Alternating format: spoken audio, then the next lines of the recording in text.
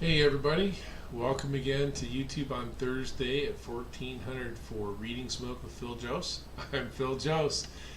Hey, thanks for tuning in. Looks like we got a great signal today, so we're good to go on that. And it looks like everything's working out great as far as the internet goes. That's always good. I was having a little bit of trouble with that this morning, so I was panicking a little bit. But thanks for being here. If you want to tune in live, if you want to hit me on the chat, I got the chat going down here. And any questions or whatever you want to do, right? So today we're with South Metro Fire Department in Centennial, Colorado, and put the link in the show notes. It's a pretty interesting video their PIO put together to sort of explain. There's a bunch of different views of this fire, different views coming in, and trying to explain to the citizenry how they do their work, their service to those citizens. So we're pulling in today, and these look like all brand new houses. In Seattle, we used to call these high density townhomes. Excuse me. I don't know if that's like the official way that we looked at them, or the way the fire service sort of talks about them, but if you said high density townhome in the Seattle Fire Department, people would know what you were talking about, and it would look a lot like this, maybe a little less stonework, but the construction is still essentially the same, right? 3 stories, entry level for the car here. There's usually a little bit of a mud room down here, the primary living space with kitchen and all that kind of stuff, and then bedrooms up on top, which makes these tough because those bedrooms up on top, right? I always thought if I owned one of these things, I'd want to have my bedrooms here and my living space up here, so I'd have the best possible view where I spent most of my day, right? But they didn't ask me when they built them, so there you go. Hey, some new subscribers. Russ Man, thanks for subscribing, and Aaron Zamzow, great last name, double Z. Thanks for subscribing, and please help spread the word for the Reading Smoke Nation. If you want to know where I'm teaching next week, I'll be at FDIC. Haven't decided yet. I'm gonna maybe try to go live from there on Thursday. We'll see what happens. But either way, I'll have something to post at 1400 Eastern Time next Thursday. No matter what, I will have something here for you regular viewers. Yeah, maybe live session, maybe not. We'll see. And the other thing is that my class is on Wednesday. It's right after the opening ceremony, so I think the start time is 10:30 or 10:45. Anyway, if you're at Indy, please come watch the show live. We're going to be doing some really fun stuff there, and it's going to be really, really great to see everybody live and in person, right? So, all right, so let's get going here. We're just pulling in here, right? So this is dash cam from the first arriving chief, District 1 here, and we're looking at the smoke column. And so we definitely know we have a fire, and you can see that probably from pretty far out, right? But let's look at this from the VVDC perspective. So not tons of volume, so low volume. Doesn't look turbulent. It looks like it's just flowing with the wind, right? It's not agitated and expanding, all that stuff, right? So laminar, right? Thick or thin, I'd say that looks thin to me. And the color is in the light gray, maybe a little bit of brown, a lot of white in there, but whatever it is, it's not very dark, right? And so it's low volume, laminar, thin, gray, light gray, white smoke, right? So what we want to look at this on the way in is to think about what we're expecting when we arrive here, right? And from this, I would say that we could look at it, we could say it's probably either, right, incipient stage or early stage interior fire or an exterior fire. And we're going to get a better look at it. But the reason I say that is with this type of construction, this new construction, modern materials, etc., right, if there's a fire in one of these places and it's on the inside and it's venting out, we're going to see a much different column of smoke, much like this is last week's, right? This is last week's video, and look at this column over here. We can look at it in the still photo and go, that, right, this column here is a completely different column up in the sky, right? This is a completely different column of smoke, right? Turbulent, high volume turbulent, thick black smoke, right? This is an interior fire that's venting, right?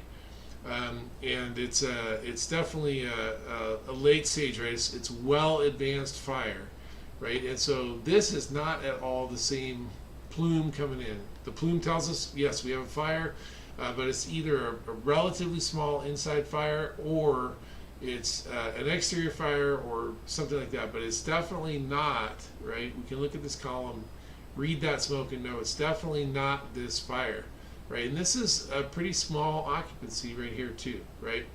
So that's the first thing, and it won't make a ton of difference to you on your way in, because you're going to want to see what's actually going on as they pull up, as they can look down here between these buildings. They don't know how far away from the road it is, so what length of line. You might see something different as you're pulling in there, but so you're just starting to make your assessments. You're saying, I'm leaning towards this, right? I'm leaning toward this. It's not a major interior conflagration. And so that could give you the difference. I think if you were pulling in here and you saw this column, right? If you saw this column pulling in, it might make you think about, hey, maybe I'm going to need more help here. This is a pretty advanced fire. These are really tight buildings. There's a lot of exposures, internal and external exposures, right? There's a lot of searching to be done. The searches are tough. All I'm saying that if you had this column from this other fire, right, you might start thinking about, or you might even have made the decision that you're going to call for additional help, whether that's a few more resources or next alarm, something like that, right? But when I see this, we'll get this video going. That gives me some pause to say, okay, wait a minute. I'm going to wait and get more information, right? It's not enough for me to pull a trigger, but I can say it's probably not a major interior fire at this time. All right, so let's pull in. We can start to see it moving. And I got you, Chief. We're going to pull on. Let me turn that volume off. Right, so the rig stopped briefly so they could see, and they're going to pull up so they can stretch. And they got no trouble stretching, right? And if probably they're looking on their, or they know where the hydrants are in this general vicinity, and now we're looking down the side, right? And as we look down the side, we say, yeah, it looks like, right, again, this looks like an exterior fire spreading up the side, possibly getting into the attic here, right? So if it gets in the attic, I'm going to start seeing more smoke along these cracks and seams, along this eave. Up here, there might be some ridge vents. I don't know for sure on the construction, right? So that might be a problem we have to deal with.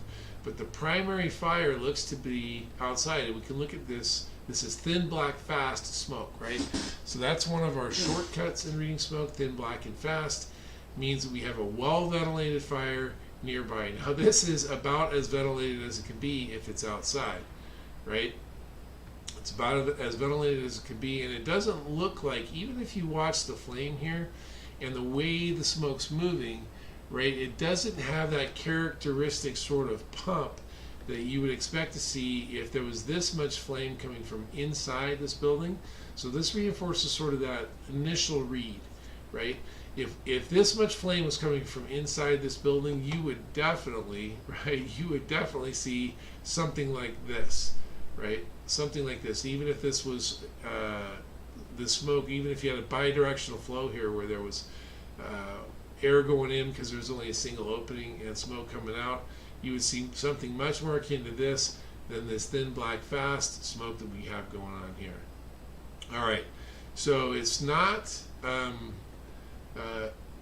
these reading smoke is fun because it's always different. There's always something new, and we can start to, even as we're driving in, we can start to make some assessments about what the scope and scale of the event is likely to be, right? We confirm that on arrival, but certainly there's been incidents where you see enough smoke going into the right kind of area, and you go, hey man, we're going to need some help on this one, right? And so you can make that call early, as opposed to this, where, rolling in, there's some smoke, but it just doesn't look that serious.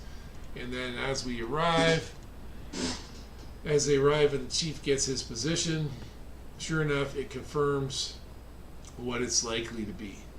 Okay, what it's likely to be. Now, could this still be an interior fire? Sure. Could it be extending inside right now? Absolutely could be, right? Could this end up with attic fire? Yeah, we'd want to be on top of, right? So we can see that this is in the future of this event. And we want to put the resources in place to put these things in check as fast as possible to make sure that if it started to extend to this attic, we're on top of it, bam, right? We don't let it get out of control, start spreading to the adjacent occupancies, that sort of stuff, right? So not a major fire, just a minor fire. But still something to learn about volume, velocity, density, color. And as we learn those things, we can put them into practice at your next event. All right, so if you see me at FDIC, please say hello. I'm just so looking forward to seeing everybody in person. If you want to know where I'm teaching, look in the show notes. We're adding stuff. I'm just actively scheduling right now, particularly into 2022. But we're getting social media links, registration links, all that stuff is available. You can go to my website, ignitionpointtraining.com, and see what's going on, or like I said, in the show notes here. All right, so that's it for this week with Reading Smoke. For Reading Smoke with Phil Jose. I'm Phil Jose, and I'm out.